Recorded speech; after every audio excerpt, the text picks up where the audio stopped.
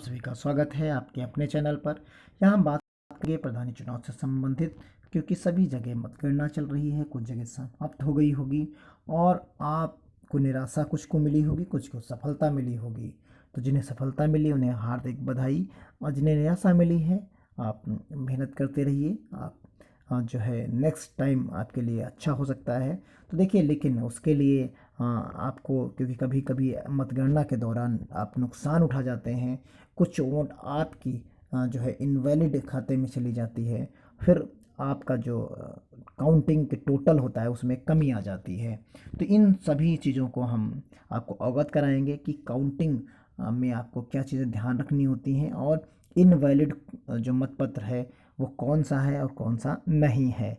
तो इसमें जो आपके साथ धोखा होने के चांसेस होते हैं या छोटी सी गलती हो जाती है, उस गलती से आप बच सकें। तो ये वीडियो महत्वपूर्ण है क्योंकि इसी मुद्दे पर है। और ये क्योंकि प्रधानी में जो चुनाव होता है उसमें वोटिंग बैलेट पेपर से होती है, और इसमें जो हमारे मतदाता हैं वो थोड़ा सा अनभिज्ञ होते हैं। वो अंगूठा लगा देते हैं और चिन्ह भी पर मोहर भी लगा देते हैं, और सिर्फ मोहर लगा के चले आते हैं या सिर्फ अंगूठा लगाकर ही चले आते हैं। तो इन सभी मुद्दों पर हम यहाँ पर बात करेंगे।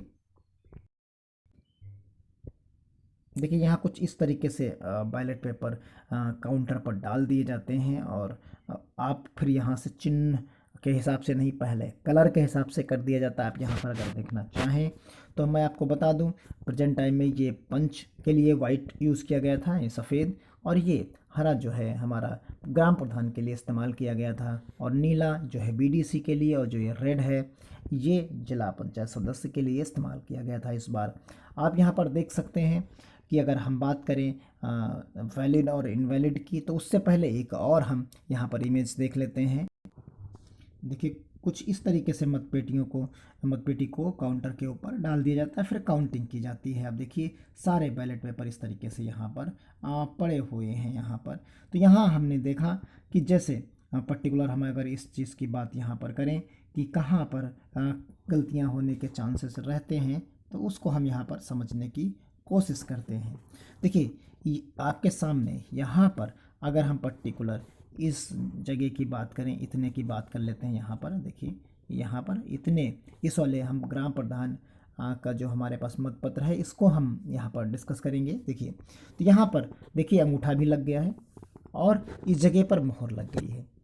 तो ये आपके हिसाब से क्या होना चाहिए, लेकिन रियल में जो नियम के अनुसार है तो वो ये वैध मत है, यानी ये वैध मत रहेगा, ये वैध मत रहेगा। क्यों?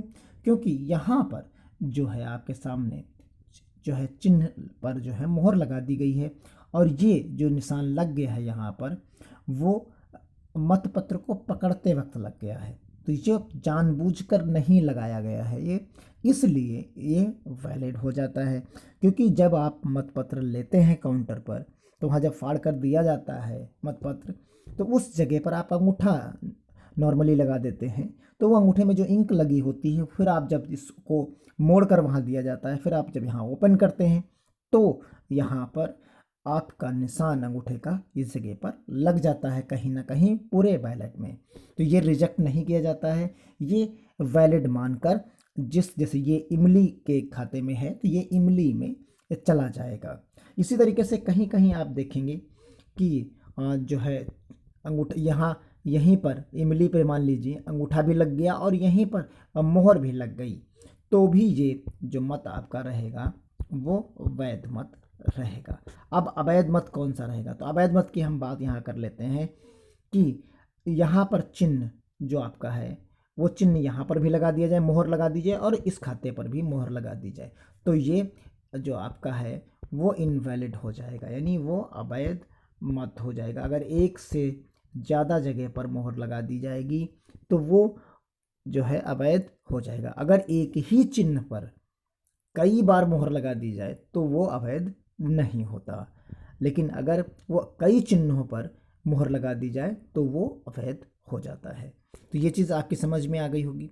और एक चीज़ और आप लोगों ने देखी होगी और कहा भी होगा, सुना भी होगा कि सिर्फ अंगूठा, अगर मान लीजिए इसमें किसी पर एक अंगूठा ही सिर्फ लगा दिया जाए और मोहर ना लगाई जाए तो क्या वो अवैध होगा? तो या बिल्कुल वो अवैध हो जाएगा। अगर सिर्फ आपने अंगूठा लगाया है और चिन्ह पर मोहर नहीं लगाई है, जो आपकी यहाँ पर मोहर बनी है ये नहीं लगाई है, तो ये अवैध जो है यहाँ पर जो आपका होगा वो अवैध हो जाएगा। यानी सिर्फ अगर आप अंगूठा लगाकर मतपत्र पर चले आए हैं तो वो अवैध हो जाता है। तो ये चीज़ क्लियर हो गई होगी। और एक चीज़ यहाँ पर आप देख सकते हैं कि जैसे कुछ लोग क्या करते हैं, इसको बीच में लगा देते हैं, इस पट्टी के ऊपर लगा देते हैं। तो अगर दोनों तरफ बराबर बराबर है तो ये अवैध, आपका मत, ये भी आपका मत जो है वो अवैध हो जाएगा। इस कंडीशन में आपका मतपत्र वो किसी भी खाते में नहीं जाएगा। तो अवैध होने की कंडीशन क्या है?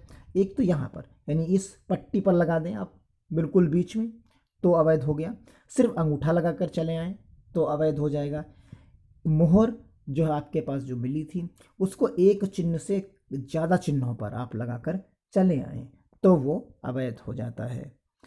अवैध होने के अगर जैसे यहाँ पर है तो ये वैध है। इसके अलावा अगर इसी पर अंगूठा लगा दिया जाए और मोहर भी लगा दी जाए तो भी ये वैध है। होती हैं वैध मतपत्र की और अवैध मतपत्र की। तो उम्मीद करते हैं आप समझ गए होंगे कि किस तरीके से चीज़ों को हम वैध और अवैध कह सकते हैं। तो ये वीडियो आपके लिए यूज़फुल रहेगा और आसानी से आप चीज़ों को समझ पाएंगे कि क्या क्या समस्याएं कहाँ पर होती हैं, आपके साथ कहाँ पर आपका नुकसान हुआ, कहाँ पर फ़ायदा हुआ, और ये चीज़ें आप आसानी से आप समझ गए होंगे, जिससे आपको किसी भी प्रकार की अब दिक्कत आने वाले समय भी नहीं होगी और आप आसानी से काउंटिंग में प्रतिभाग जब करेंगे और वहाँ पर आप चीज़ों को अपने पक्ष में करा पाएंगे। तो मिलते हैं अगले वीडियो में किसी अगली जानकारी के साथ। तब तक के लिए धन्यवाद। जय हिंद, जय